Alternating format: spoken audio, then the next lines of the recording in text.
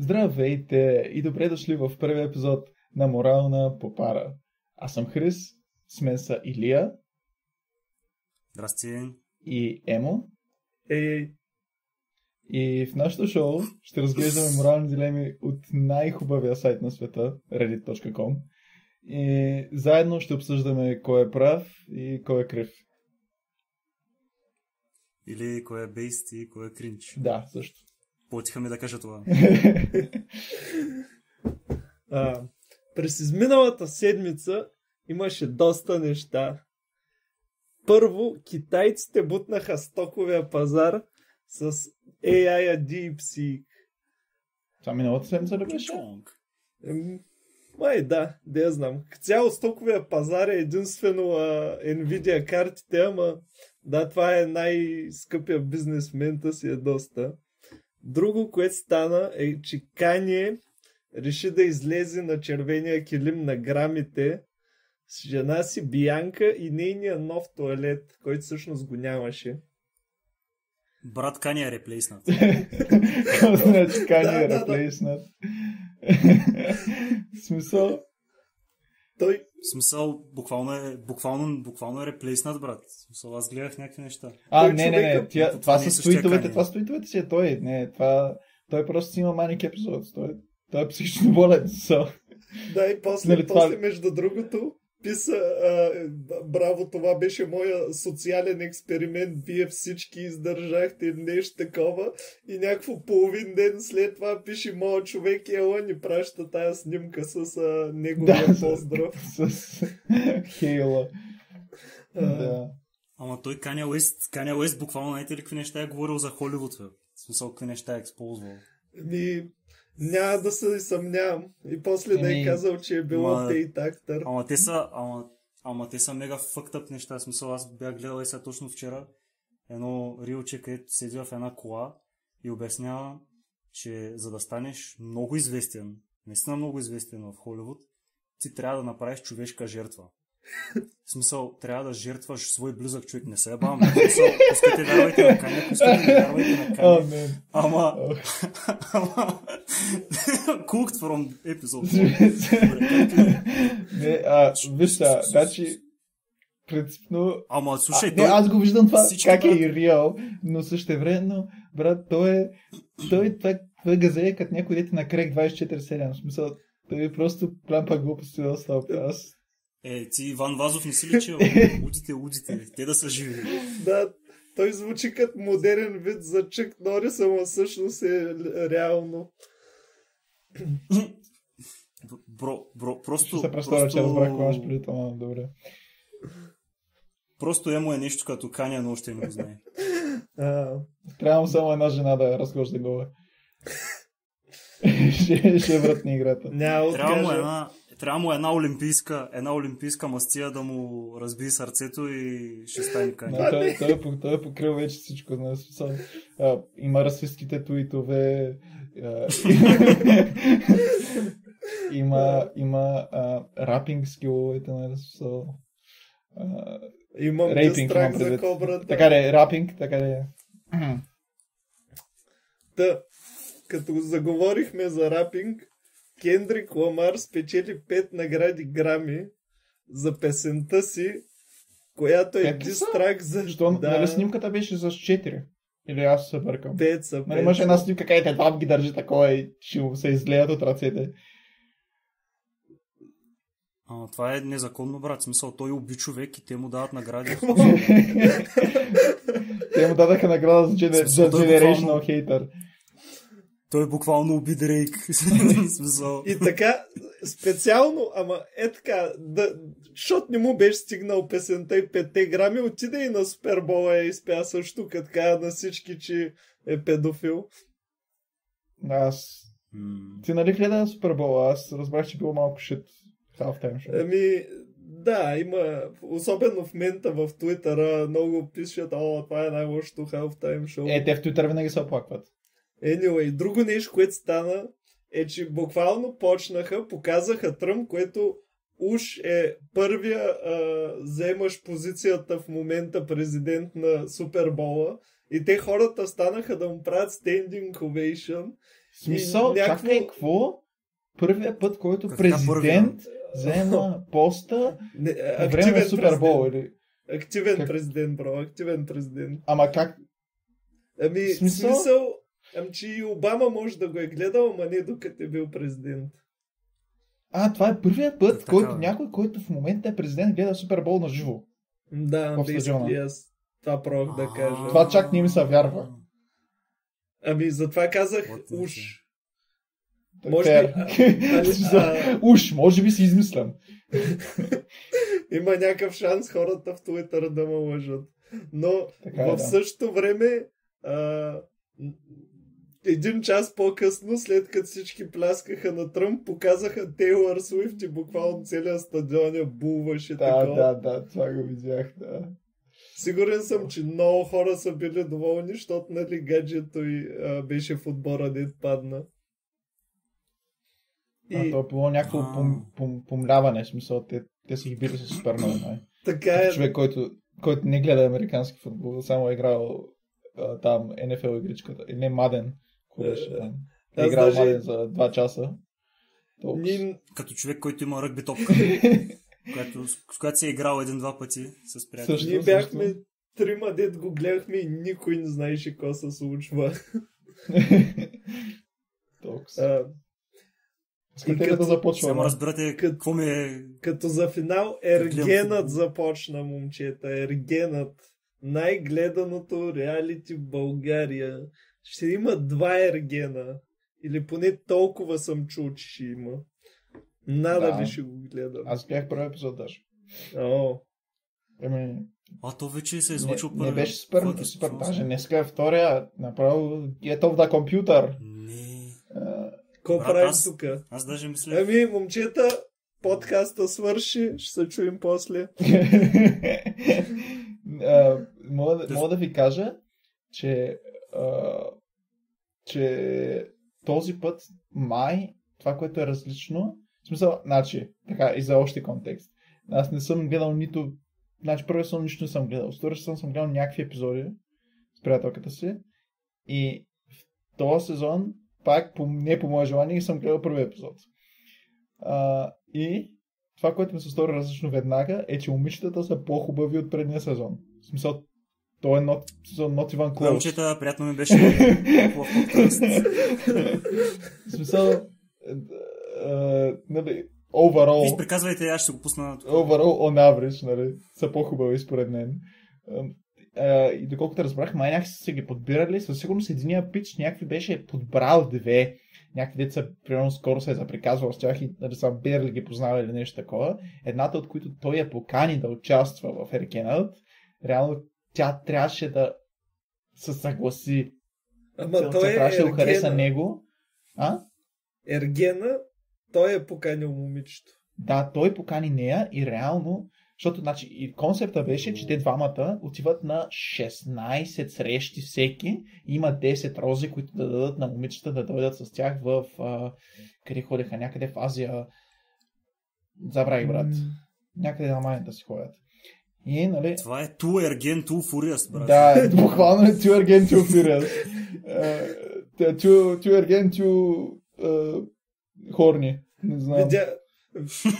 Видяха, че някакво такова вече хората им обърз на техния формат и викат какво да добавим гемблинг, пускайте всички сайтове за залози, кои 10 ще продължат към Африка, Азия. Примерно. И нали обикалят по тия срещи и трябва да дадат рози на определени от тях, нали? Обаче, нали, ако им дадат роза, Ергена, ако даде роза на момичето, той идва. Обаче, нали, едно от момичетата, този дето я беше избрал и я поканил, тя реално трябваше да даде розата се едно, за да приеме да дойде се, нали, в такъв смисъл. И тя просто беше супер притеснена пред камерите, беше някакво супер awkward и тя беше казала, нали, така, това, нали, не е за мен, аз, нали, не мога на такова нещо да се пусна, нали, тя обяснява, аз по принцип съм спонтанна и какво ще да правя някакви неща, обаче, нали, това ми е малко, нали, твърде извън зоната на комфорт и, нали, му отказа. И след това имаше още някакво момиче, където този спич беше като не знам, някакво момченце в гимназията в 8-ми клас да попита момиче дали може да излезне с него. В смисъл беше супер притеснен, брат. То се личеше, че супер го я харесва. И пак беше някаква, дето той, нали, говори с нея преди това. Са се запознали случайно и тя се е записала на Ергена, без да знае, че той ще е Ергена. Но тя го е познавала, така ли? Да, в смисъл, ли са запознали, basically. Там имали са някакъв кратък разговор, нещо такова. Запознали са просто на някакво кафене, нещо такова. Не знам. Не помня. Но да, беше, в смисъл, то някакво изглежда сякаш game over, брат. Той, като го видиш с това момче, той е готов, брат. Ма само с нея така. Да, само с нея така. Сигурно за това са взели втори.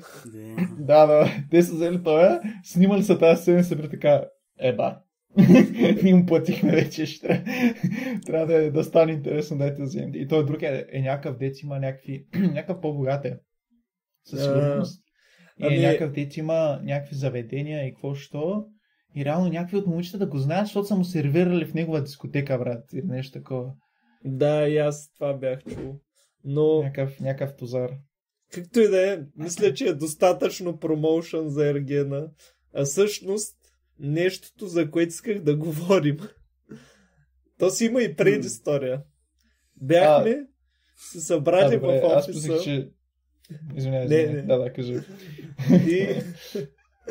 И нали, някакво някакво правим. Прекъсвам ли?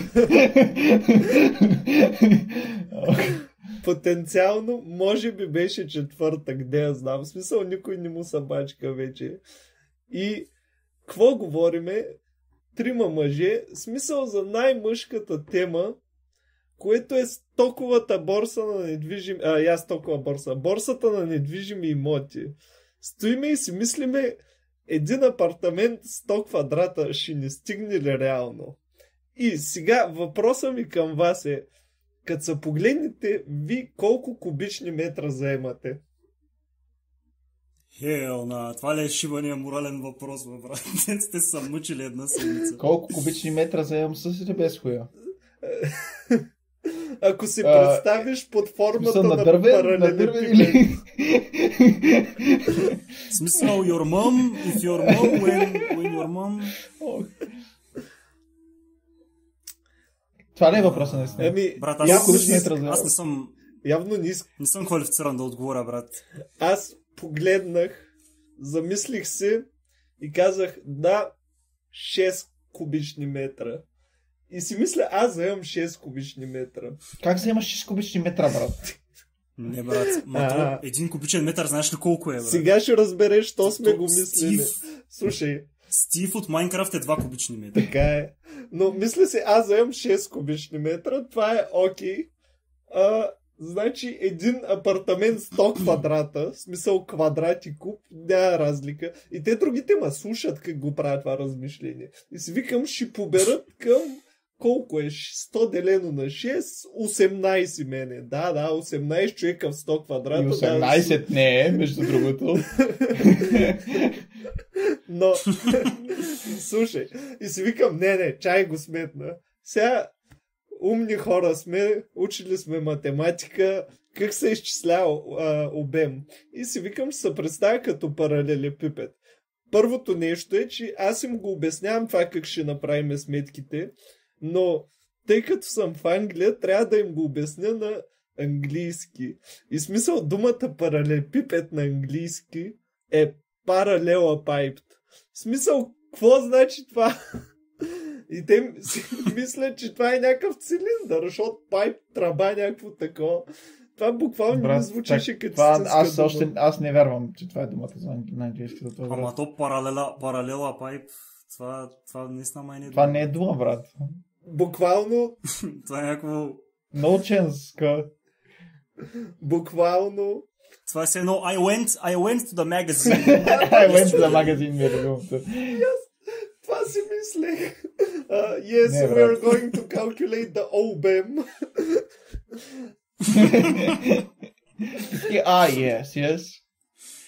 Но да, трябваше да е паралепипед, защото пишеш в нета обем на куб и какво ти излиза А на трета, защото страните на куба са еднакви. Но както и да е, аз знаех, че е дължината по ширината по височината. Бигман. И сега прави изчисленията. И какво ми се получава, като ги умножа в сантиметри? 144 хиляди. Викам си, добре, знам го тук трика, това е в нормално. Сега да го превърна в кубично, мисля, трябва махна, защото е на трета, 3 цифрички. И ми излиза, че аз съм 144 кубични метра. И аз застанах и им казах, момчета, ея математиката. Това е истина. И те ми вярваха. Буквално около 5 минути всичките бяхме като да, явно човек е 144 кубични метра, докато някой не се сети да гугълни. Че се дели на 10 000. Да, но и през това време ние се съгласяваме такова, храним си илюзията. И какво гугълнахме? Колко кубични метра е един слон? Най-големият слон според вас колко е? Брат, много са големи, човек. Кефма колко заобиколно обаче сте решили. Защото вие сте вече сте сигурни, нали, че един човек е 144 кубични метра. Значи, слона трябва да е поне, нали, по вашите сметки, 1500. Даже сигурно 2 милиона, брат, смисъл. Сигурно е 2 милиона, да. И Google какво ка? Един слон е 11. Чай, нека познаем. Дева. Толкова. Но... Колко каза? Каза ли го? Издаде ли го? Аз искам да го гесна. Гесни, да. Колко кубични колко да, е? Да, обема на слона колко е. Нареждам ги в главата си. Чай малко. Мога да ти кажа, че ако сметките на Емо са правилни, Емо е 1,44 кубични метра. 4 по 2, 8, 4 по 8, 32. Значи 32 кубични метра. 11. Най-големи. Но, не, след като сметнахме, всъщност не е 1,44 кубични метра, а съм 0,144 кубични метра. Ко? Ами, да, защото от метри отиваш първо в дециметри, там е хватката, и после трябва да го направиш 3 пъти, да мек махаш 6 нули. Но, да не си говорим за математика. Аз мисля, че с математика може да се превземе света. Това е, махаш 4 нули. Това е в квадратни метри. Много правилно. Много правилно. Смисъл, брат, не е важното какъв е отговора, важното е колко уверено правиш сметки. Значи, на това ни учи тази история. И че можеш да убедиш хората, че си 14 кубични метра. Не хората. При положение, че си висок 1,70 м. Не просто хората, Илия. Хората, които са ползватели, трябва да могат да смятат. Хората в Англия. Англичаните. Не. Програмистите имах предвид. Но... Да, англичаните. Уж. Също така се чувствам длъжен, че трябва да се защитя. По лична карта съм 1,84 м, Илия. 1,65 м и твърди, че е 144 кубични метра. Get the fuck out of here. Не, това е без хуя или е без хуя? Слушайте как разбрахме, че всъщност е 0,144. След като се съгласихме, че не съм 144 кубични метра, го писахме. Да, слона, ако е 11, значи може би наистина един. И изчакахме едното момче, което беше в някаква среща, да се върне. И му разправяме същата история. И той вика, не, това е 0,144. И сега си представете, един кубичен метър, това е метър на метър на метър. Това значи, че потенциално в това място може да се поберат 7 човека, ако са сплескани. Защото това беше нещо, което проверихме веднага. За кубичните метри и как се смятат може да ни отне час, обаче ако 1000 литра вода се побират в 1 кубичен метър, това се равнява на 985 кг човек. Представете си, че ако има еднометров човек, който тежи 985 кг, той ще взема мястото от метър на метър на метър. Ама това е ако го компресираш с Да, той ще прилича на флеш кюб. Той вагон ще е флеш кюб. Това са някакви horrors beyond comprehension, това, които ми говориш, брат. И после си мисля, камим, хора, това, ако другите в офиса начуваха какви глупости говорим, и те викат, то няма как да ни начуват. Това е всеки ден глупости. W. Nice. Най-продуктивният офис. Брат, за това ти плащат като цяло. Смисъл... Точно така, бомби системата колкото са може. Прибираш парите и говориш си глупостите. Това е схемата, брат. Не, аз не бомбя. Аз съм просто толкова продуктивен, че ми оставя и време за глупостите. Да. Браво. Така. Ако слуша работодателя. 6 часа скрин тайм на ден. 6 Кой знае, пича може такова в свободното си време да е решил да научи български и си каже, виж го това, доста интересно звучи, за какво ли си говорят? Той е първият ни слушател, той ще е първият ни слушател. Но мисля, че е време да преминем към историите, защото отне доста повече, отколкото очаквахме. Особено без да предупредим, че ще говорим глупости първо. Защото поне 20 минути говорим други престъпления. Абсолютно 20 минути, даже 22 говорим глупости. Аз съм горд, радвам се. Аз си мислех, че тук ще млъкнем като тапаци и се чуем кога каем. Но зрителите ще бъдат доволни. Абсолютно неочаквано. Така, кой ще започна аз. Добре. Моята история се казва: искам да напусна семейството си. Аз ли съм задник? Добре. Аз, жена на 21, имам сложни отношения с семейството си. Родителите ми непрекъснато се карат за дребни неща. Не физическа саморазправа, а само вербална. Майка ми ме използва като нейн личен терапевт, откакто бях на 14, за да слушам за нейните тревожности и семейни проблеми. А по-големият ми брат, който е на 24, е постоянно груб с всички и хич не се интересува от нас.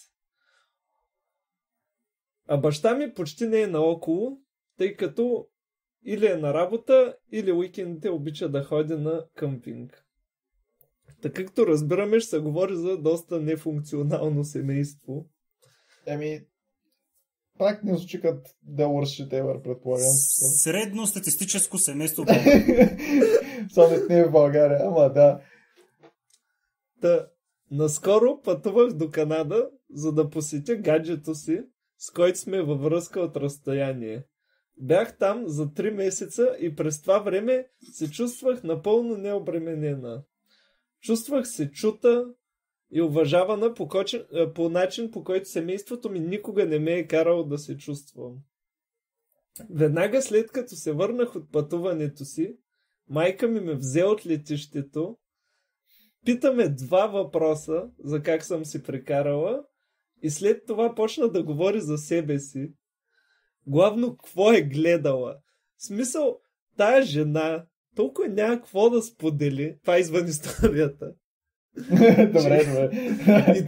Трябва да знам, че е твой коментар, да. И толкова не са... Аз викам, че тук направи някаква артистична интерпретация, така вживя са в ролята.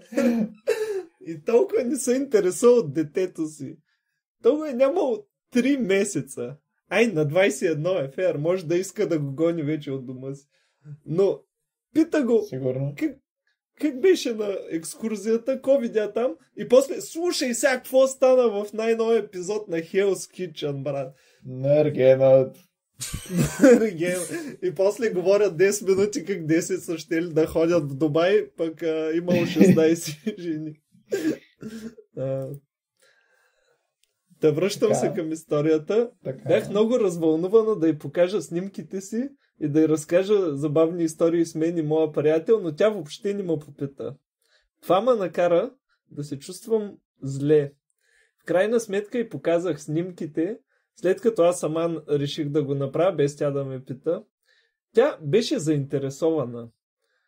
Но след като поговорихме 5 минути за мен, отново реши, че иска да се върне към нейните проблеми. 5 минути, браво на нея. Че Character progression. създала е концепцията, че всъщност е заинтересована. Тази вечер майка ми имаше болка в челюстта. Тя има много здравословни проблеми и отказва да иде на лекар поради anxiety-то си. Това е най-класически човек в средната възраст, ако ме питате мене. Кош се разкарвам да ходя до лекар. Значи пийте си една домашна ракия всяка вечер и всичко е точно. Ама не, е страх да отиде на Това е лекар. по-големия проблем, да. Той вече даже... И то от какво е anxiety-то? Пише ли в историята или просто е anxiety? Ами, не, в началото пише, че обича да говори за нейното anxiety, / тревожност и семейните проблеми, ама няма дефинирано от какво. Защото може да е anxiety, примерно от доктори по принцип да се притеснява. Може да е social anxiety. Ами, да, аз бих предположил, че е social anxiety. Явно е като цяло, да. Щом Добре, па и добре. толкова, нали, говори с дъщеря си за предаванията, дете гледала. В смисъл, мен това ми звучи като някой, де принципно не говори с много други хора. В смисъл, в контекста на това, че 3 месеца е нямал. Не, че принципен е нормално.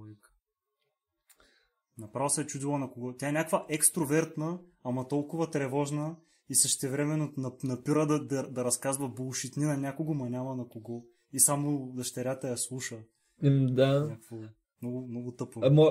Може просто то пак ли е social anxiety, ако се притесняваш, че хората не те намират за интересен, затова аз викаш, не искам да говоря с тях. Да, като цяло, да. Да, това е най-типичното social anxiety. Ама значи, момчета, това е схемата. Ето смисъл, тя си е създала слушател. Ако искаме и нас да наслушат, просто... Трябват ни деца. Да, смисъл, да правим деца. Това е fucked up, ама е много правилно, много хора наистина. Да. Е така да имат... Създават си ги от егоистична гледна точка. Не от гледна точка да вкарат човек, който да се прави каквото си иска с живота си. Не, да създадат малък хамънкюлъс. Дай да оставим его да Сещаш се, довърши едно създават историята. някакъв голем. Да оставим да довърши историята и после ще Добре, обсъждаме. фер. После ще го Добре. обсъждам. Така е. Продължавам. Този инцидент ме накара отново да чувствам стрес, който не бях усещала от доста време. Искам да замина от с болката в челюстта и това, че майка и не иска да ходят по лекари. Окей. Искам да замина отново, да се върна в Канада, възможно най-скоро, и просто да забравя за семейството си. Но чувствам вина. Първо, това е моето семейство, те са ме отгледали. Това, което мисля, че е добре, че казва, колкото и нефункционални да сме, все пак сме роднини. Така че тя изпитва някакво уважение. Второ. Може и да не е баш уважение. Така. Те ми Чай, помогнаха... това ли беше края на историята? Не. Добре. Има още малко. Те ми помогнаха финансово. Имах парични проблеми преди пътуването си и те ми помогнаха. Майка ми казва, че нямам право да пътувам, докато не върна парите на родителите си. Което разбирам, но част мен иска да се върне в Канада преди да сме се разплатили. Аз възнамерявам да върна всичко, което взех, но просто искам да замина. Чувствам се като в капан. Аз съм вкъщи с майка ми през цялата седмица, така че чувам за всичките й грижи и се справям сама с всичките й здравословни проблеми. Значи явно няма работа, ми просто или работи от вкъщи, но прекарва твърде много време, бих казала, с майка си. Да. Рядко се случва баща ми и майка ми да не се карат през уикендите, когато баща ми е вкъщи. Чувам всичко и просто ми се иска да спре. Не съм сигурна какво да направя. Никога не знаех под какъв стрес съм била през всичките тези години, докато не се отделих от тях за 3 месеца. Трябваше да се тревожа само за себе си, от време на време за гаджето си. Чувствах се свободна. Дори като ме нямаше, все още трябваше да се намесвам в семейни проблеми, да слушам оплакванията на майка ми, да убеждавам брат ми и баща ми да направят нещо хубаво за рождения й ден. В смисъл, тия хора мразят ли са? Какво, имаш рожден ден? Не. Да, мразят се. Пак изпитвах стрес, когато разговарях с някой от тях, но това не беше сложно, тъй като след момент аз отново бях далече и не беше нужно да им обръщам внимание. Има пояснение. Имам тревожност и депресия, за които вземам лекарства, но откакто съм вкъщи се чувствам по-тревожна от всякога. Говорих със семейството си за тези проблеми няколко пъти в миналото, като споменах как не искам да чувам за техните къвги или как родителите ми трябва да потърсят терапия, вместо да крещят един на друг, но никога нищо не излезе от това. Та въпросът ми е, аз ли ще бъда задника, ако реша да напусна дома си? Значи има по-искам да поздравя, че се намерил тази история, защото е много яка. Значи това е толкова често срещано и толкова игнорирано. Така се минават под радара, такива семейства, дето буквално са мразят самите членове на семейството и всеки изпитва някаква вина да си го признае. Включително това момиче. Това момиче според мен изпитва някаква вина. В смисъл, да речем, може да има някаква надежда да се оправят, ама не знам, сега е много разпилено. Basically, това, което исках набързо да кажа е, че той момиче ми звучи любвеобилна. Всъщност ми звучи сякаш пука това семейство да се оправи в брат. Но и аз мисля, че реално историята е... Звучи ми сякаш може да ме оправи. Доста relatable, тъй като всички сме в момента в възраст, в която... Не е заради насилията там и виканията, ами защото сме в... омразата. Или сме вече минали възрастта, в която ние трябваше да се отделиме малко от семействата си. Някои от нас сме учили в чужбина, други живеем в друг град. Така че, има го в началото малко тая черта, където се чувстваш, че трябва да им звъниш всеки ден, че едва ли не те как се чувстват без мене. И особено ако тая майка ми звучи като някой човек, дето е бил протектив през целия живот и сега едва ли не вкарва някакво чувство на вина и си измисля оправдания, не можеш да пътуваш докато ни върниш парите, с които ти помогнахме. В смисъл, това ти е дете. Ако можеш, трябва да му помагаш, според мене. Пък то кога ти върни парите? Хрис? Да, кажи Хрис. Кажи си, аз май ще обяснявам дълго. Така? Да, кажи си, каквото ще кажеш. Ама, добре. Значи, аз ще кажа, че парите никога не са пари. В смисъл, в междуличностните отношения, когато става дума за пари, става дума за транзакция на стойност и на любов. Когато хората имат чувството, че примерно не заслужават да им се дадат някакви пари, те един вид отхвърлят любов, а пък в случая това, което става дума е, че това момиче се опитва да изкупи любовта, която е дала майката. С други думи, тя не приема любовта на майката като безусловна. Защото ако приемаше любовта на майка си като безусловна, тези пари нямаше да имат никакво значение, щяха да бъдат прежалени. Обаче в случая извратеното е, че майката също Нали така беше? Майката й прави кусури, че не й е върнала парите. Не точно, ама че е смисъл, че трябва да й ги върне все едно. Смисъл, това Че трябва да е й някакъв върне. подарък все едно. Така. Не, реално и това казва, е че... супер. Майка ми казва, че нямам право да пътувам, докато не върна парите. Така. Но Значи това може да е едно от две неща в случая, според мен. Това е едно от две неща. Или е оправдание просто. Чисто и просто оправдание, за да може майката да задържи дъщерята в гнездото. Или, което всъщност не е по-малко гадно от другото. Другото е, че тая майка е пълен нарцисист и за нея любовта е транзакционна. С други думи, ти ако ме слушаш, аз ти давам любов. Същото е, ти ме слушаш, аз ти давам пари. Сякът няма ме слушаш, дай си ми обратно парите. Дай си ми обратно любовта. Аз за какво съм та правила тук? Да те обичам ли? Ще обичам тук. Всичко си има цена. Нали? Мисля, че схващате, ако иска да кажа. Да. Парите. Ама аз все пак имам чувство, че твърде много са вашите за тия пари. Смисъл, то това е просто според мен. То е някакво като пример за това какво е по принцип отношения, какви са по принцип отношенията и с майка, и с родителите, и може би като цяло. В смисъл, то е някакво... Даже за мен няма какво толкова да го мисля, нали, това момиче. Тя е на 21, в смисъл, то някои хора даже се изнасят, нали, на 18 от къщи, нали, дори в щатите. Тя даже има прикола да отиде, в смисъл, не е като трябва да се чувства, сякаш трябва да се махне сама от тях. Да се разбере с приятеля, да се събере някакви пари тя или нали, той да й събере, не знам какви са точно отношенията с това, не знам колко дълго са заедно, какво, нали, това си техна работа, но да се събира багажите, се тръгва, смисъл, те не са падари, тя е хубаво, нали, те семейство и какво ще, обаче тя е на 21, бе трябвало в крайна сметка да е крайно време да може да прави каквото си иска, дето се вика.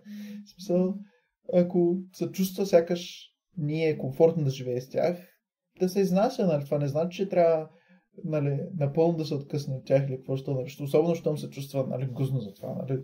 Няма проблем, нали?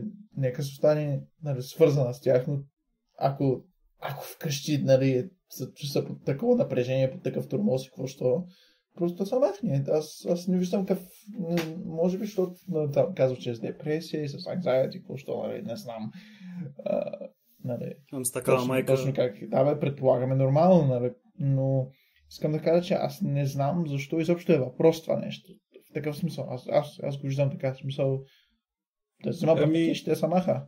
Просто... Да, между другото, повечето хора в коментарите и те точно това изпъкваха, че тя е на 21, смисъл, що чакаш родителите ти да ти кажат какво да правиш.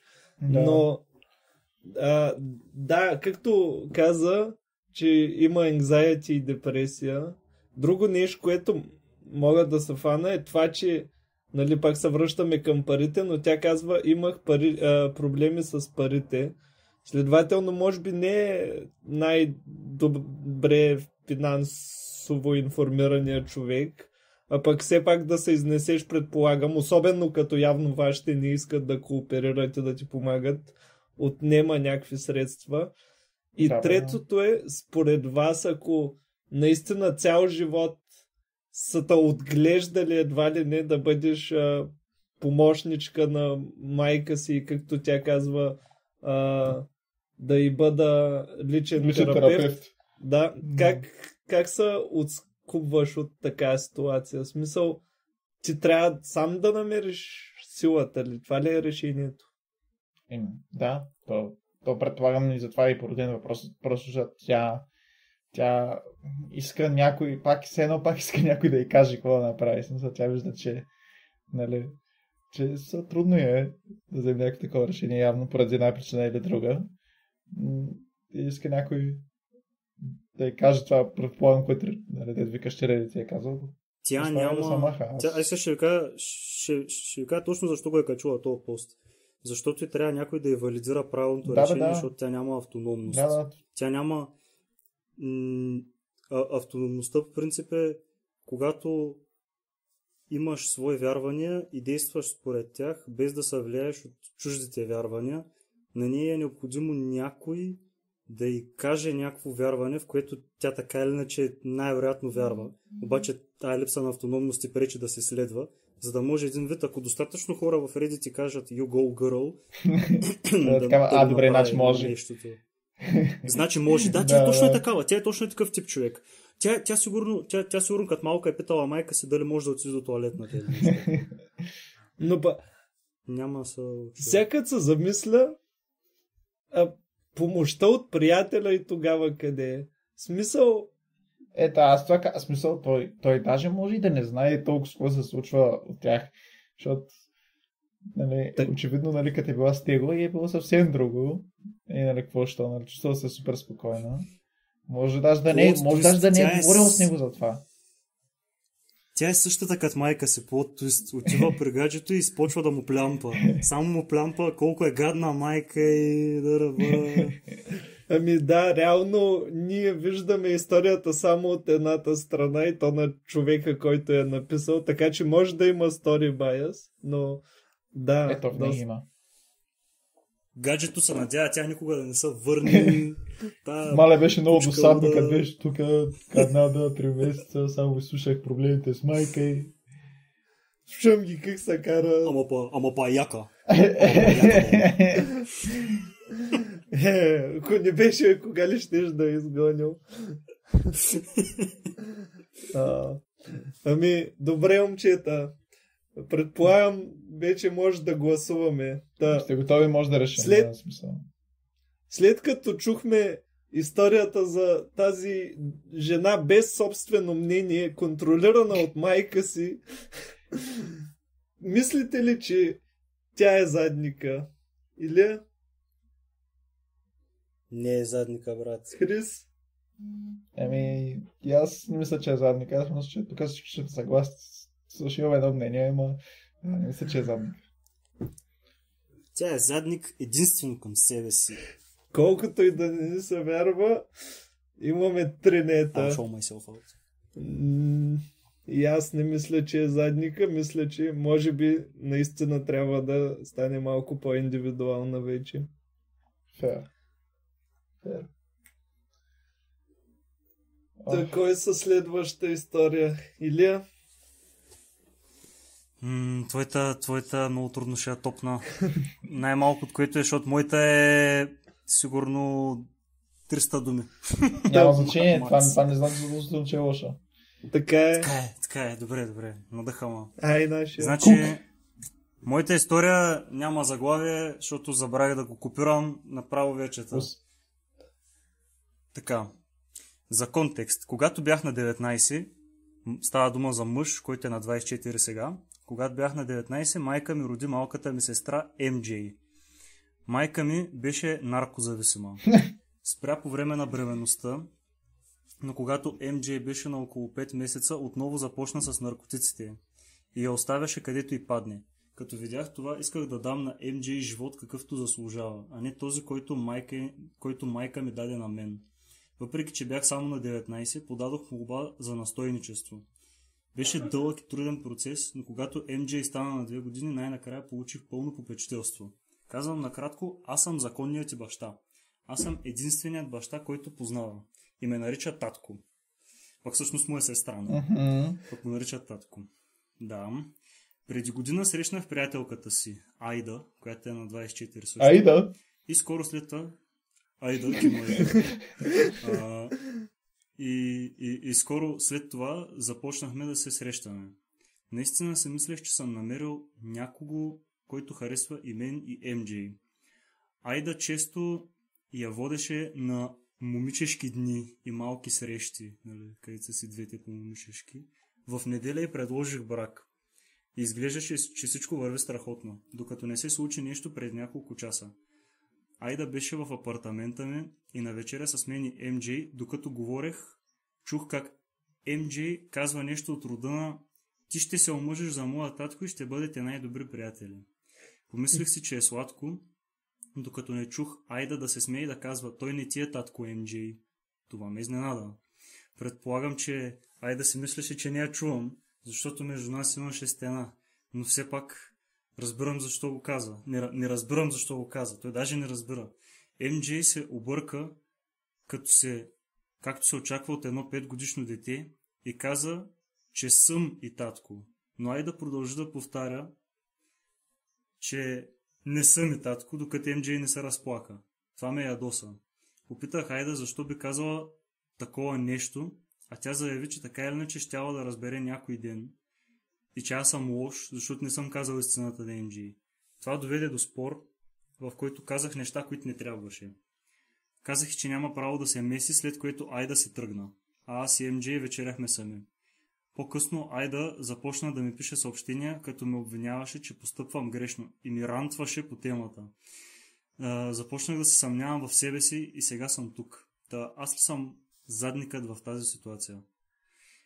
Послепис. Щях да кажа на MJ, че съм и брат някой ден, но когато е на достатъчно голяма възраст, за да разбере. В момента тя е само на 5 и не може да осмисли това. Това е историята. Много интересен подход. Това определено може да се каже по този начин.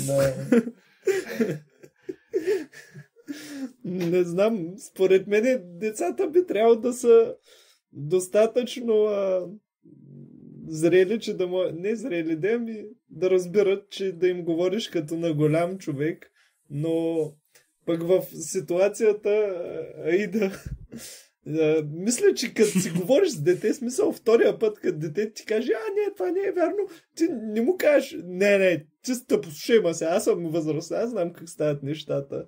В смисъл, кажи... Някои хора го правят дея. Да, явно, нали, има нещо тук. Що ни питам приятеля ми, потенциално годеника ми, какви са взаимоотношенията, що предпочитам... Ама тя е знаела според мен. Да, тя то пише, че някакво, нали, самата Аида знае, че това е сестрата, просто не е чувала тя да нарича него татко, а не батко. Да. Тоест, в смисъл, просто сега, нали, момиченцето е казало, ти ще се омъжиш за моя татко и ще бъдете най-добри приятели. Това е казало. Аз станах с впечатление, че... Извинявай, че се прекъснах накрая, но аз станах с впечатление, че това не е... Тя по принцип знае, че... Защото, нали, те му казва, че трябва, нали, ще трябва някой ден да й кажеш, нали, това е гадно, че го пазиш в тайна от нея, ама смисъл, поне аз оставам с впечатлението, че тя знае, че той го пази в тайна. Все едно, че не е. Може и това да е също. Че знае, че по принцип. И какво толкова? Тук, както е написано, не става точно ясно. Но да речем, че на момента е екипнало и на момента е решила да каже на това дете, това не ти е татко. И от детето да ти кипне. Той е моя дади. Много интересно. Толкова да си буклук човек, че да решиш да идеш да кажеш на 5 годишно, не, това не е баща ти. Аз ще имам дете с него, то ще му вика тати, ти ще бъдеш сестра. Тя си е сестра, в крайна сметка. Тя е сестра, брат. Смисъл някакво... Аз чисто казвам, тук не знам какво да подкрепям. Не знам каква тактика да се приложи, обаче със сигурност едно дете не трябва да се лъжи кой му е баща. За мен реално казус е лесен. Няма да лъжа. Има три вида души в тази история. 4 вида души в тази история има, извинете. Има наркоман, има Гуго Гага детенце, дето уж нищо не разбира, има пълен идиот и има задник. Задник е момичето. Така задник е момичето. Идиот е момчето, дете, братце. Първо, няма значение колко малко детенцето. То знае какво е някой дете, брат. В смисъл, то ще разбере.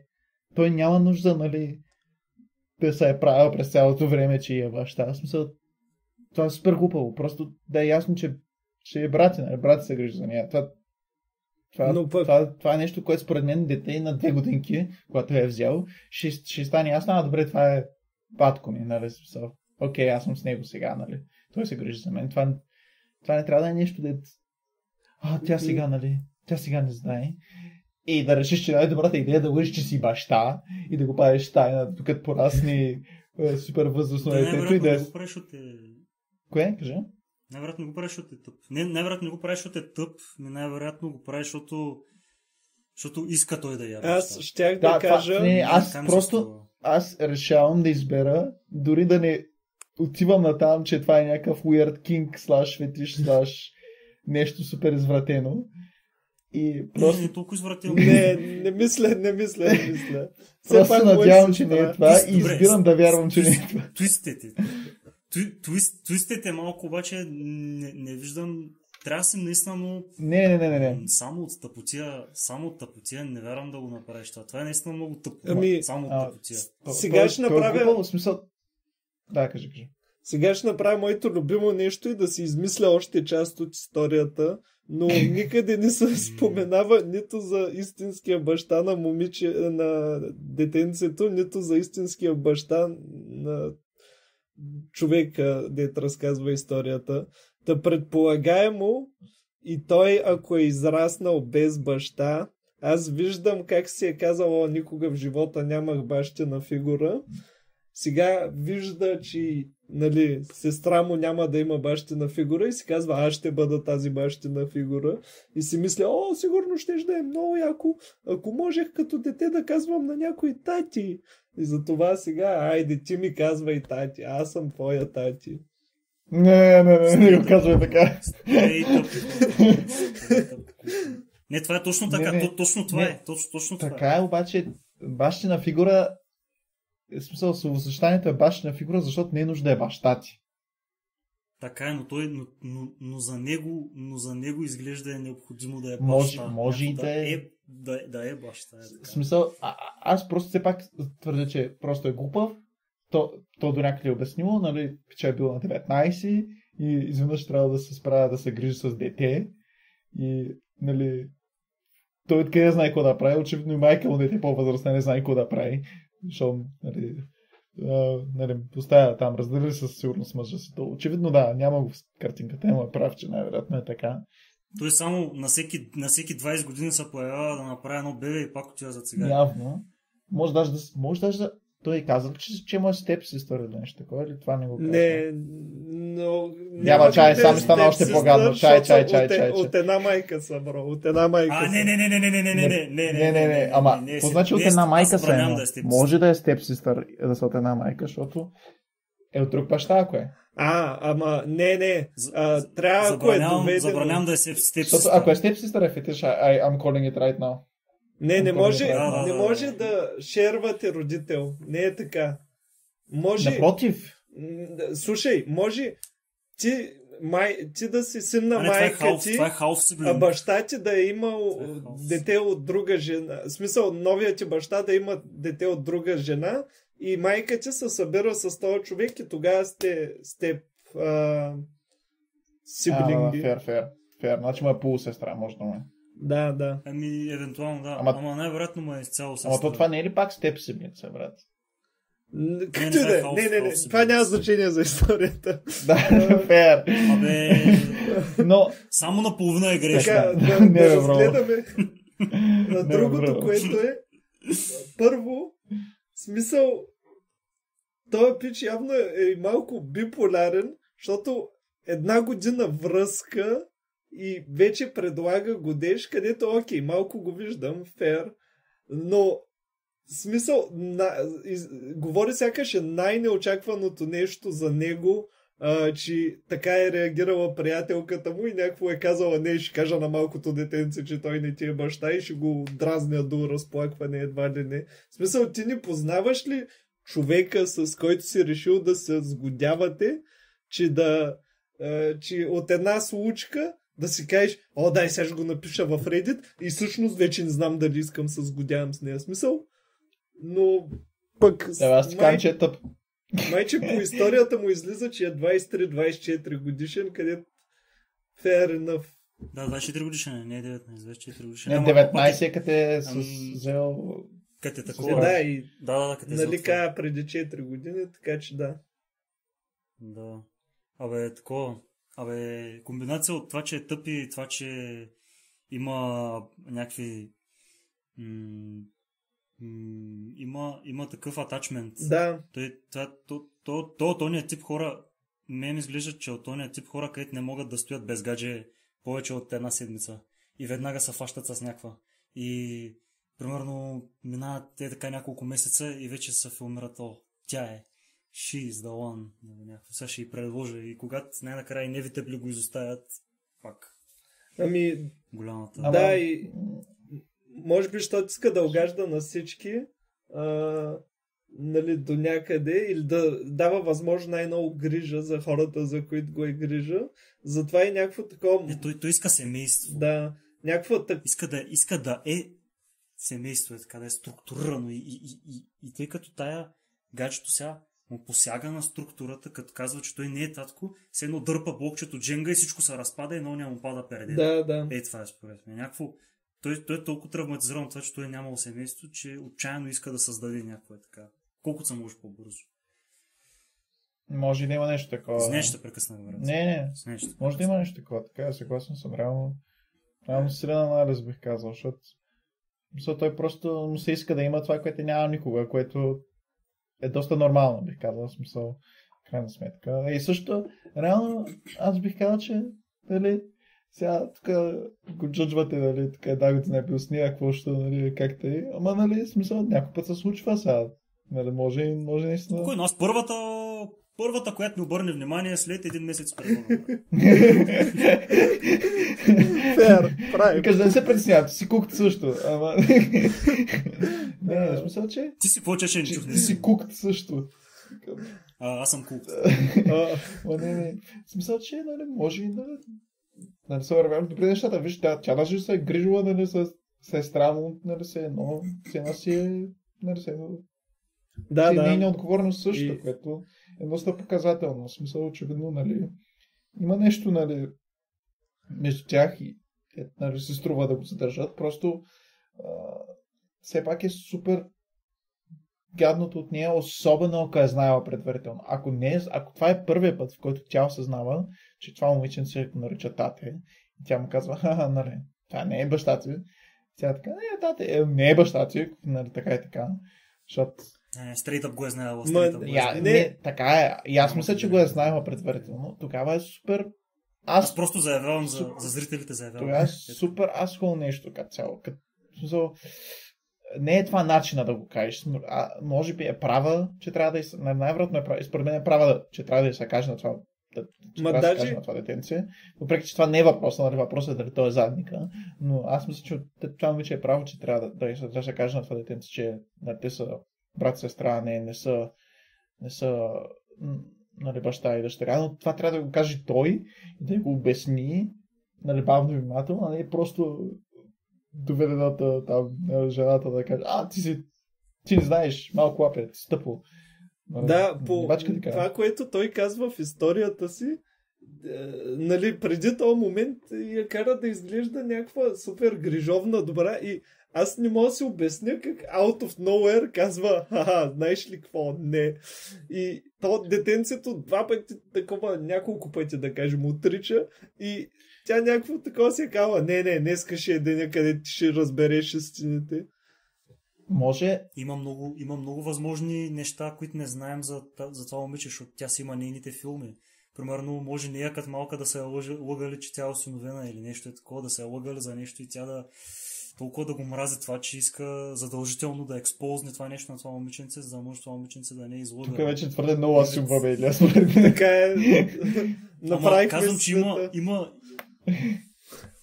Да, иначе, тук направихме цял юнивърс. Ама както и да е, просто самото гадже, това ти викам Емо, че тя си има някакъв нейн филм. Е така, определено е било нещо. Е така, нещо не е било просто така, защото ти е скимнало. Добре.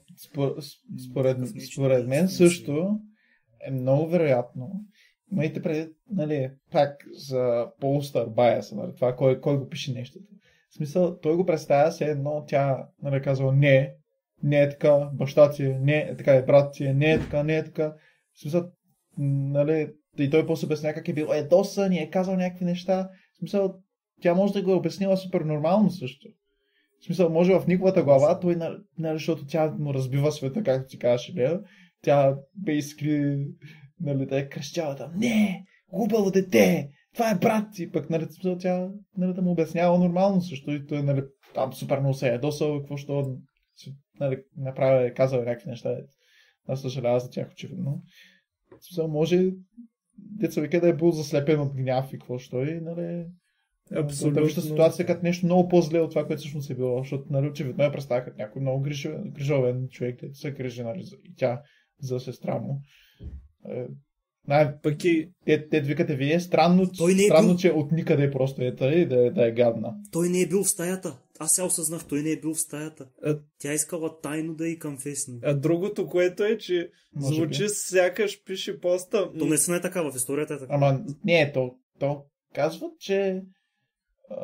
Казвам, има стена, обаче... Че са в друга стая. Не казват да, това. Примерно, той отишъл... Не бе, виж бе, точно в друга стая е. В смисъл, че сега ще го намеря къде. Нали... Айда беше в апартамента на вечеря ми, докато готвех. Чух как МД казва нещо от рода на "Ти ще се омъжеш за моя татко". Помислих си, че е сладко. И после Айда каза "Той не ти е татко". И това ме изненада. Предполагам, че Айда си мислеше, че не я чувам, защото между нас имаше стена. Нали, някакво той от татъка е готви. И той го чува това. Да, ма виж... Така, може би просто... И също време не е... Ако съдим по неговите думи, не е... този разговор не е в смисъл, не е поведен. Не е поведен от приятелката му, от дъщеря му. В смисъл, дъщеря му е тази, сестра му. От приятелката му... Приятелката така е сестра му. Това ма бъгва много. Но... не е приятелката от тази, която отива и казва: "Слушай сега, ти обясня нещо, така и така, как стоят нещата". Така е. Естествено. Реално, така на момента си го казва. Да завърша, мисля, че наистина от историята звучи, че той е писал поста много близко във времето, след като се е случила. Така че има голям шанс наистина да е бил доста афектиран. Емоционален. Да. Но мисля, че е време да гласуваме и да минаваме към последната история. Говорейки си за мъжа, чиято годеница чудовище е решила да разруши перфектната му структура за семейство, изградена от той, тя и малкото момиченце, което той по легален път е изтръгнал от родната му майка, той ли е задника? Хрис? Моля, аз да започна, добре. Аз мисля, че той е... смисъл... Не е задника, повече е пълен идиот. По-скоро. Добре. Аз пък бих казал, че той е задника, тъй като мен ми звучи, че поначално не е имал и добра комуникация за това как иска да се развиват тия взаимоотношения, че да го каже на приятелката си и че той наистина малко е прекалил с историята, тъй като е бил афектиран от случилото се. Илия, ти като десайдър? Той е задника, защото идеалната му концепция за семейство не е проблем на това момиченце и тя заслужава да има истината и спрямо тази истина да се изгражда своя концепция за семейство. Той спокойно можеше пак да се обича и пак да се я гледа с гаджето, обаче просто от самото начало да я беше поправил, че да не му вика татко, ми батко. Да. Имаме и първото си решение, което е с разделен вод. Така, че... Аз реално не съм, нали, аз мисля, че е малко задника, нали. Така е. Аз казал, че... Ако гледаме от морална гледна точка, не мисля, че има някой прав в цялата история.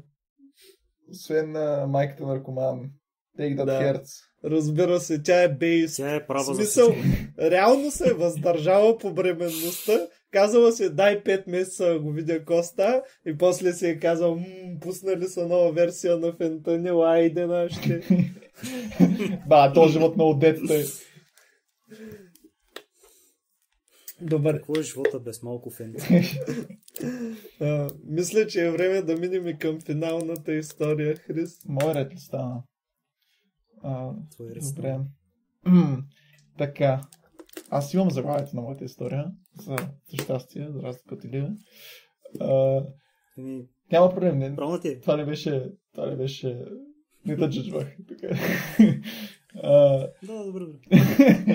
Така, аз ли съм задникът за това, че отказах да помогна на сестра си за гледането на децата и казах, че е избрала скапания си живот, така че сега трябва да се справя с него. Това е заглавието. Силна дилема. Така, здравей, Reddit.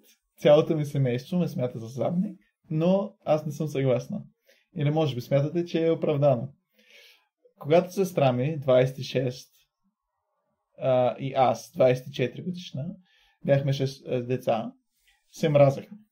С сестра ми беше много трудно да се разбираш и тя никога не е имала приятели в резултат на това. Тя е типа хора, които винаги смятат, че са прави и никога не могат да се извинят или да признаят, когато грешат. Като възрастна, тя си е същата и все още няма приятели. Така, тя реши да... Ще го прочета както го е написал постера първо. Да изпие Tradwife Kool-Aid-а. Което за вас, може би също, не знам, за слушателите за сигурност, но това значи, че тя basically иска да е традиционна съпруга, да е традиционна жена. Тя се е срещнала с съпругата си в колежа, забременяла е и е дропаутнала, в смисъл не е завършила. И заедно имат 4 деца, всичките под 8 годишни. Като най-малкото има увреждане на гръбначния стълб и някакъв роден дефект. Така. Тоест не е здравословно. Много добре. Физическо. Да. Самият постър продължава, като казва, че тук що е завършила като юрист и започва кариерата си. Съпругът ти вече има утвърдена кариера и те са, отново ще използвам термина, който пише в поста, Dinks. Ако не знаете какво е Dink. Double Income No Kids. Знаете това? Ти трябваше ли да го провериш? Не, аз го знаех. Не знам, защо съм го знаел, но го знаех. Може би от някакво рилще, нямам представа. Но да, те са Dinks, Double Income No Kids и нямат намерение да имат деца. Кои са Постъра са динкове. Постъра с съпруга ти, т.е. сестра. Да, със съпруга и двамата. И двамата, нали, печелят добри пари, не искат да има деца. Няма деца и не искат да има деца, поне не в момента. Пък с сестра и е тази с 4 деца. Ето, е традиционна жена. Където едното е не добре. Да. Така. Сестра ми. А самотна майка ли е сестра? Човек. Не казах буквално, че Tradwife е имал... Tradwife да, срещна с съпруга си в колежа и, нали, забранява е, дропаутна е. Верно е. Така. Да, заеби. Така, сестра ми... Напред се, че не съм Сестра ми редовно е говорила надменно с мен и съпругът ми на семейни събития. Тя казва, че дори не разбираме какво изпускаме, че никога няма да разберем какво е истинска и безусловна любов и така нататък. Тъй като, нали, тя има деца, пък те нямат и така. Много снисходително се отнасяла към постъра и към съпруга ти. И напоследък, обаче, съпруга ти и сестрата, тази с децата, нали, се карат.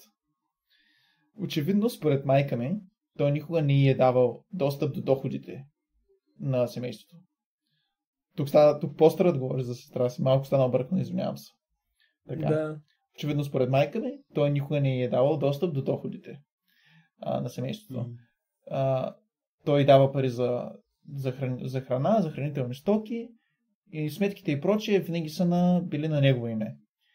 Дори има съмнение, че той е изневерявал. Сестра ми ме помоли да гледам децата й през уикендите, за да може да спести пари, за да може да прецени възможностите си в кавички, т.е. да напусне съпруга си.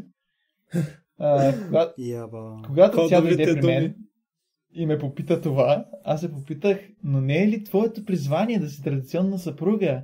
Казахте ни това няколко пъти. Сигурно сте забравили, но традиционните съпруги не трябва да работят. До някъде се засмях на това, как тя обясни, че може би все пак това да е традиционна съпруга не е за нея. Но в крайна сметка аз просто я отрязах и казах, че е избрала този живот, за който винаги е настоявала, че е толкова по-добър от моя и че е време да се научи да се справя с проблемите, които идват с него. Родителите ни, не могат да гледат децата й, защото татко е на работа постоянно, а мама е твърде стара, за да работи часовете, които вече работи. Другите ни роднини не живеят достатъчно близо, за да го направят. Тя също помоли родителите ми да се преместят при тях и баща ми отказа. Той не понася децата й. Децата ли? Ти си изгледал 2. Явно са ти стигнали 2. Сега още 4 дни. Особено, щом са и били гадни една с друга през цялото време, са били досадни, сигурно. Така, напомням. Бащата никакъв го е нямал. Той само на риба е ходил, на лов, реално, лисици. Аз казах, че работи много, но пишеше по-точно, че работи на Oil Rig. В смисъл... Работил е да кърка в кръчмата. Туториал как да бъде мъж. Това е дилема за Oil Rig. Трябва да питам за Oil Rig, ама не знам дали ще е този епизод. Не са. Така напомням за въпроса, дали постера е задник за това, че отказва да гледа децата на сестра си и че е казала, това е живота да си избра, нали, оправи се. Първо, Гьотере и аз бих казал същото, да се подиграя, нали, това ти беше перфектният живот. В смисъл, представи си, някой си избива целите комплекси върху тебе, като едва ли не ти, защото печелиш много и си доволна, че нямаш деца и трябва да ти натякнат някакви проблеми. Не, ти не можеш да си живееш живота. И то, нали, сестра ти. Не, слушай сега, виж, ти нямаш деца, гледай, ние имаме 4 човек. Цели 4 деца, ти 0. И какво? Може да си изкарвате някакви пари и да се разбирате с мъжа си, ама пък аз се стоя и ги гледам и съм толкова щастлива, ти не разбираш ценностите си. Аз, Гьотере, бих казал, ай сега бъди си щастлива и си бачка от вкъщи. Тоест, ти си за Пети отмъщението. Нищо, че е член на семейство. Ами, като човек, който няма сестра или брат, явно да. Сега, когато го каза така... Мога да се замисля. Не знам. То зависи от децата, пак да си кажа. Мъпа... Това е мотива за прошката тук. В смисъл, това едно време Исуската го е измислил още. Трябва ли да прощаеш на всеки? Точно така. Дойдохме си на думата. Мога да ви кажа, в смисъл, че поне по начин, по който звучи в поста, че тя няма предвид да гледа с децата и този уикенд, има предвид да гледа децата и уикенда по принцип, най-вероятно, за да си изкара някакви пари тя. Да работи уикендите. Някакво уикендите. Да. Демек тя да няма никакви уикенди. Да. Никога. Да. Ами... Което може би е добре да го имате предвид. В смисъл, поне така мисля, че по начина, по който е написано и така и най-логично, най-вероятно смисъл. А дали тя въобще работи? Защото... явно не, защото то, нали, става дума, че тя няма достъп до парите на семейството. В смисъл, че мъжа й дава пари да пазарува и с сметките къщата, всичкото какво е на негово име, нали, къщата. Не знам къде имат къща, но нали, всичко е на негово име. Тоест, тя собствени пари няма. И аз това щях да кажа, защото разбирам да имат някакъв общ акаунт за сметки и такива неща, ама пък хем, ако тя допринася към това и мъжа и пак ни дава да и разполага с информация за този акаунт, то тя просто сама си го е вкарала още в началото. Ама то това не е въпроса. Нали, тя може да си го е вкарала, ама сега въпросът е дали постърката е морално облигирана да помогне на сестра си и децата й в нужда. Ами, да, аз Нали, това е филма. изграждам историята просто. Да, иначе в най-буквален смисъл оная си го е начукала с кайсиите. Да, реално да, смисъл. Нали, това е буквално класическо 60s family, брат. Мъжа прави 3 деца с тази жена, спира да го ебе за нея, ходи да изневерява, прибира се да я бахте, тя затваря очите, нали, те преди така си ги съветвали, нали, жените да се затварят очите, защото нали, така и така по-добре, да има къде да живеят, деца вика. И Братин си, да си седят тъй, брат, в смисъл да седят. да взимат антидепресанти. Да. Но да, но ако тя през цялото време, след като вече си ги е народила тия 3 деца, 4. 4, да. Пак не е решила. И едното е... Това не мисля, че има много значение за историята. Ами до някъде има значение реално за въпроса. Съгласих се, реално го прави по-трудно. Но той и самия факт, че са 4, го прави достатъчно трудно. Така е. Но да, защо не е пробвала да установи по-близък контакт с сестра си, ама явно когато си на върха пикаеш потя отдолу, пък ако си отдолу прави са. Пикнята. Ко? Това беше тази приказка. Това е истинска стара българска поговорка, май беше това. Това е хитрата лисица. Някаква селска поговорка.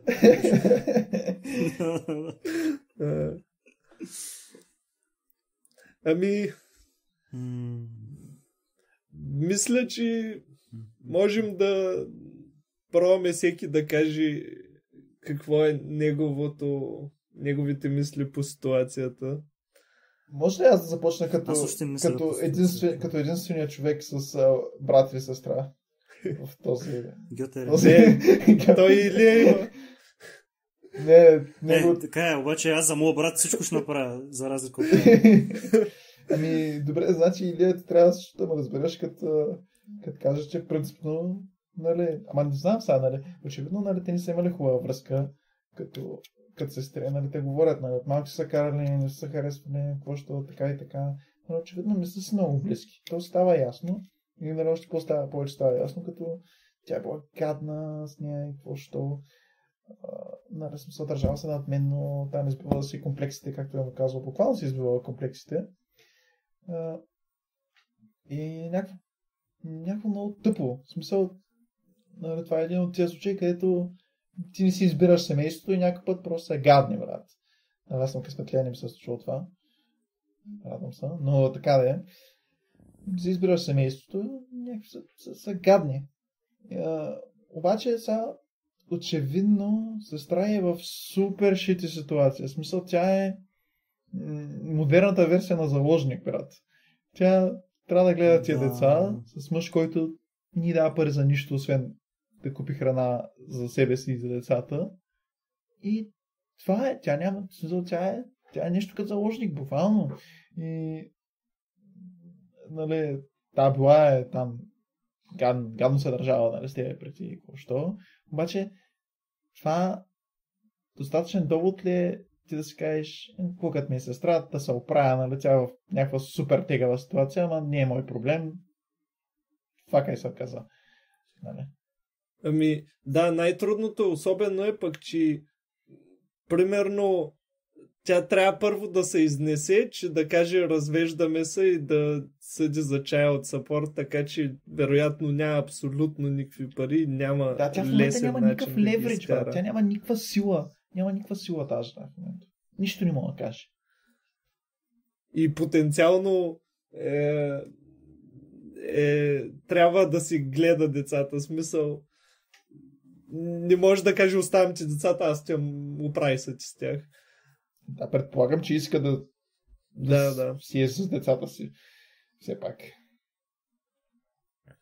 Значи, още като чух тази ситуация и просто си представих как тая постърката се прибира в къщи и се сипват така вино с нейния съпруг и тя някаква така злорадства. Моечето богаташко. Да види сега. Да я гадно сега с тия деца. Да види сега от хубавото и тя. Точно дето викаше Хърс по-рано, това е точно пети отмъщение. Да. За всичко, което някога си е изкарвала тя на нея. Точно отмъщение. И Исуската е прав, защото в прошката е любовта.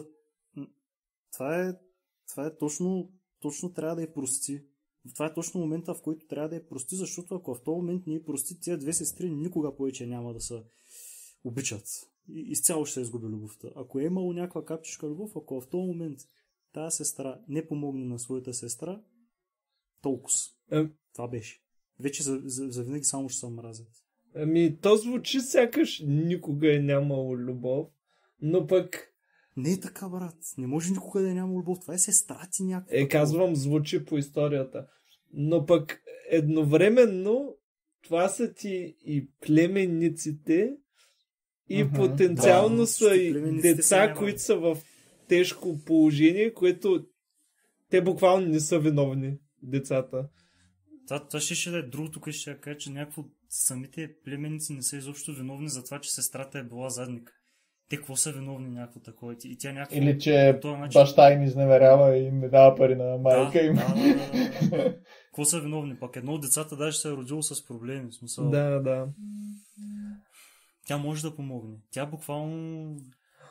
Уикендите, човек. В смисъл, няма да има уикенд, ще има уикенд с племенниците си. Какво му е толкова лошото да отидеш, даже може да вика и гаджето, заедно с гаджето да гледат племенниците. Може да си играят, може да е забавно също. Това е през розовите очила, защото щом... Им казвам, че има и оптимистичен вариант, не е само гадния вариант. Но щом дядото пък не харесва децата, смисъл, че си представи един ден приятелката ти да ти каже, ами вече всеки уикенд трябва да прекарваме с тия 4 деца. Тя не е нужда да го задължава. Какво виждам като компромисен вариант е, може би, един-два уикенда да ги гледа, но ако е наистина толкова зле, да помогнат с пари за детегледачка. Да, това е добра идея. Особено ако са толкова осигурени, само за уикенд даваш някакъв ултиматум, един месец, ако за един месец сестра и не изработи пари, мисля, че е време за социалните, смисъл. Но да, за един месец все ще има как да помогнеш някой да ги гледа тия деца. Можеш, да. Това е много умно решение, между другото. В смисъл, те наистина имат парите да дадат за детегледачка. Детегледачката, това е работата. Общо взето всичко си идва на място. Даже най-накрая Асхол, сестрата, след като мини целият този филм и успее да се стъпи горе-долу на краката, може и да дойде да каже на сестра си благодаря някакво, ето си ти парите обратно някакво за това. Евентуално даже всичко може да се избалансира. Да, ако не сестрата, защото да кажем, че сестрата вече връзката с нея е загубена кауза, то един ден племенниците ти един ден племенниците... ти реално, ако не искаш да имаш деца, като старееш ще ти е малко по-сложно и ще е хубаво все някой да има да ти помага и на тебе потенциално. Не трябва да жертва племенниците. Тия деца, тя има шанс да ги обича. Ако се позволи, има шанс да се обичат много с тия племенници. При положение, че тя самата е решила, всъщност не знам какво ставаше ясно от поста, тя е решила никога да няма деца или просто за момента. Поне за сега, нали, смисъл, така са решат, че нали, като известно време да са си с 2 заплати и да не харчат през деца си една един. Аха. Защото аз го разбрах никога да няма. Не. Поне не звучи така в поста. Може и да е така, ама... да. Така де, аз пак искам само да върна на въпроса, който е дали е задник за това, че е отказала и че даже да не мислите, даже нали, който да не мисли, че е задник за това, че е отказал, като нали, мога да го видя, нали, до някъде е феер, нали, сега, да кажем, нали, в крайна сметка не е тя длъжна да гледа чужди деца, нали, може да го кажеш и така. Но тя не е просто е казала, нали, извинявай, така нямам възможност, нали, викингите, няма как, нали, те са за мен, аз не мога да се справя с такова нещо. Тя е казала, това си е живота, който си избрах, кучко, правиш с проблемите си сама, яш ми хуя. Буквално, буквално, по най-педалския начин и е отказала. Тя не просто е отказала, тя си го изтъркала, натъркала в лицето и брат. Реално... Тя спела отвъче асхола. Реално, тя може би цял живот такова го е чакала след като постоянно... Тя буквално е чакала само да го каже. Тя е истински редитър, брат. Тя е истински редитър. Има си приоритети. Тя го е написала този пост. Тя не пита никакъв въпрос. Тя пише се да се похвали. Че най-накрая го научиха. Успява да каже, казах ти. Все едно. Буквално. Това е. Кой цъкнеш на профила, сигурно преди 2 седмици го е качила в някакъв subreddit Common W's и така се нахейтили и се казала, чай да го пусна в MID asshole да видя какво става. Качила го в subreddit сега ще питам. Liptards owned. Сега ще питам Reddit да ви кажа тук, да видите, че е W. Ами, окей, После го е показала на сестра си. Показала го е такова. Виж, всички в Reddit мислят, че ти си задник, ти тъпите ти лица. Е така. Добре, съобразено с времето да преминем към крайното решение. Мога само да добавя като коментар, който виждам, че е написала, че отговорила на някой човек, че на постера каза, че не харесва деца изобщо и предпочита да си отреже котрето с раздясал нож, отколкото да гледа децата й. Добре, значи просто и двете са луди. Това е. Понякога не е сложно. Понякога е черно на бяло, че и двете са луди. Окей, момчета. След като чухме тази история, смятате ли, че атеистката, която въобще... Ама направи го. Мислех, че няма да го направиш. Атеистката, която въобще не поддържа учението на Исус, отказва да свърши услуга на бедната си сестра, чиято е в дъното, имайки 4 деца и един мъж, който изневерява, а тя може да се къпи всеки ден в моети и сиви гъски. Тя ли е задника? Да. Или е straight to the point. Знаеш какво? Аз ще кажа да. Не ме интересува пети ревенджа ти, да кажеш да, така е, казах ти. Това е приемливо, когато става дума за казах ти, че мусаката трябва да седи още 5 минути в фурната. Не е приемливо, когато става дума за казах ти, че сега ще си пребеш живота, оправи се. И аз ще завърша с едно категорично да. Бих казал, че може би не е най-големия задник в историята, ама па да кажеш, че не е задника, само защото цял живот някой друг ти е правил лошо, а сега тебе ти се е отдал и напълно да искаш да го сипиш този човек. Най-малкото и тя е задника, да.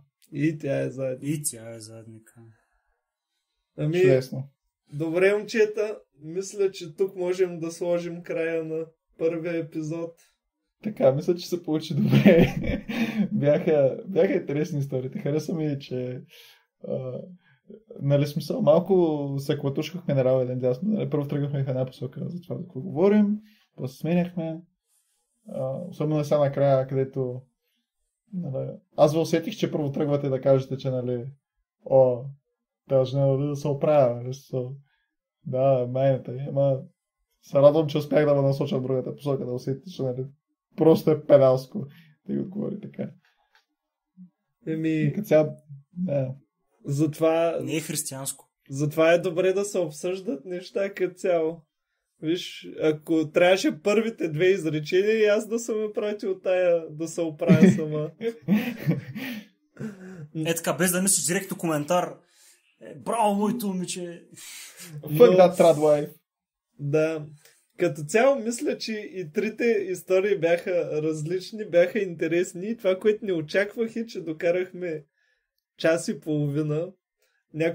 бяхме се подготвили за между 30 и 50 минути, а пък Straight up за половин час се бях подготвил.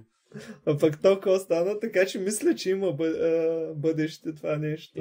И то беше, защото се прекъсвахме. В смисъл, реално, добре, че беше емото, иначе и аз по някое време също мислех да кажа да приключваме с дискусията, защото ставаше много дълго, реално. Окей. Така Ами, добре. Да приключваме. Това беше от нас. Благодарим. До следващия път. Ай, чао те! Чао, чао! Чао те!